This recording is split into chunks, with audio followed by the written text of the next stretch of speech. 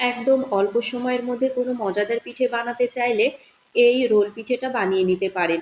এটা বানানো যেমন সহজ, খেতে কিন্তু খুবই ভালো হয় আর খুব অল্প সময়ের মধ্যে বানিয়ে নিতে পারবেন। যারা একদম নতুন তারাও কিন্তু এই পিঠেটা বানিয়ে নিতে পারবেন।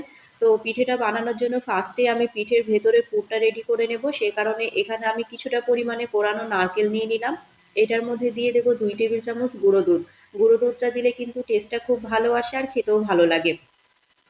এবার এখানে পরিমাণ মতো দিয়ে দেব খেজুরের গুড়। এখানে চাইলে আপনারা চিনিও দিতে পারেন, তবে খেজুরের গুড় দিলে কিন্তু খেতে বেশি ভালো লাগে।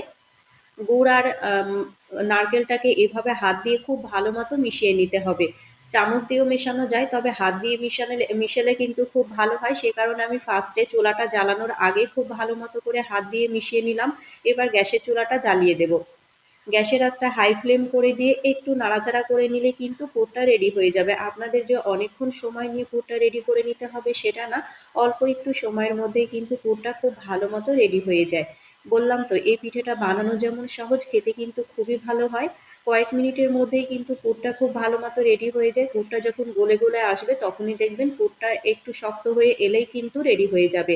আর খুব বেশি শক্ত করে রাখবেন না, এরকম একটু নরম করেই কিন্তু নামিয়ে নিতে হবে। পুরটা আমার রেডি হয়ে গিয়েছে, এবার এটাকে নামিয়ে এক সাইডে রেখে দেব।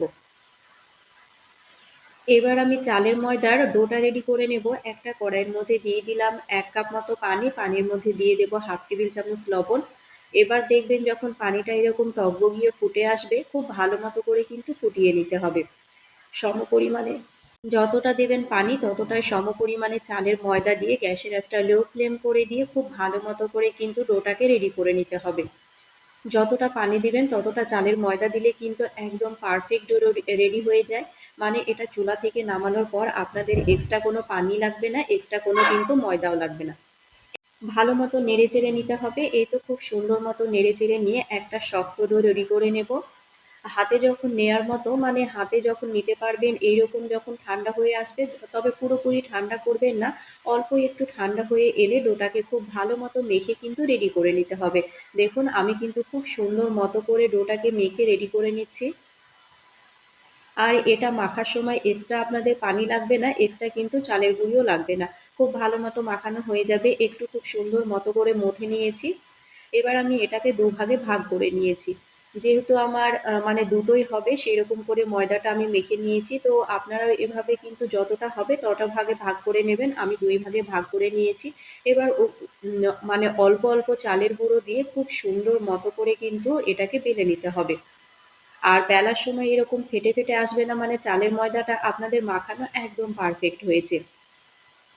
বেশি চালের ময়দা দেবেন না, অল্প অল্প চালের ময়দা দিয়ে খুব ভালো মতো করে বেলে নিতে হবে। এটা খুব পাতলা করেও বেলা যাবে না, আবার খুব যে মোটা হবে সেটাও না। সেই রকম বুঝে কিন্তু আপনারা বেলে নেবেন। একটু পাতলায়, মানে মোটা থেকে একটু পাতলা হবে। বেলে নেওয়ার পর এই তো ভেতরে নারকেলের পুরটা দিয়ে দিলাম। বেশ অনেকটা পরিমাণে পুর দিয়েছি, যেহেতু এটা রুটিটা অনেকটাই বড় আছে। এবার রোলের আকারে এইভাবে রোলিংটা করে নিতে হবে। কতটা ইজি বানানো না, একদম সহজ। যারা কোনোদিন পিঠে বানায়নি তারাও কিন্তু বানাতে পারবে। তো এইভাবে দুই দিকে দুটো মুখটা খুব ভালো মতো সিল করে নিয়েছি। এই তো খুব সুন্দর মতো করে কিন্তু সিল করে নিতে হবে। এক এক করে কিন্তু আমি দুটো রেডি করে নিয়েছিলাম। আমার যেহেতু দুটো পিঠে হয়েছিল বড় বড়, সেই কারণে আমি দুটোই বানিয়ে নিয়েছি। এবার এটাকে স্টিম করে নেওয়ার পালা। একটা পাত্রের মধ্যে পরিমাণ মতো পানি দিয়েছি। পানিটাকে খুব ভালো মতো ফুটিয়ে নিয়ে ওপরে এইরকম একটা স্ট্যান্ড বসিয়ে নিতে হবে। দুটো পিঠে দিয়ে গ্যাসের আঁচটা মিডিয়াম ফ্লেমে রেখে ওই 20 থেকে 25 মিনিট, 20 মিনিট রাখলেই কিন্তু এটা খুব ভালো মতো স্টিম হয়ে যায়। এই তো 20 মিনিট পর আমি দেখে নিলাম। এবার যখন পুরোপুরি ঠান্ডা হয়ে আসবে, এরপর আমি এটাকে পিস করে দেখিয়ে দেব। খুব ভালো মতো করে কিন্তু রেডি হয়ে যায় আর খেতেও কিন্তু খুবই সুন্দর হয়। তো আপনারাও কিন্তু ঝটপট এটা বানিয়ে নিতে পারবেন।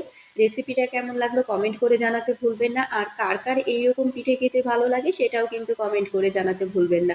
দেখুন কতটা ইয়ামি লাগছে না দেখতে, খেতেও কিন্তু খুবই সুন্দর হয় এই পিঠেটা।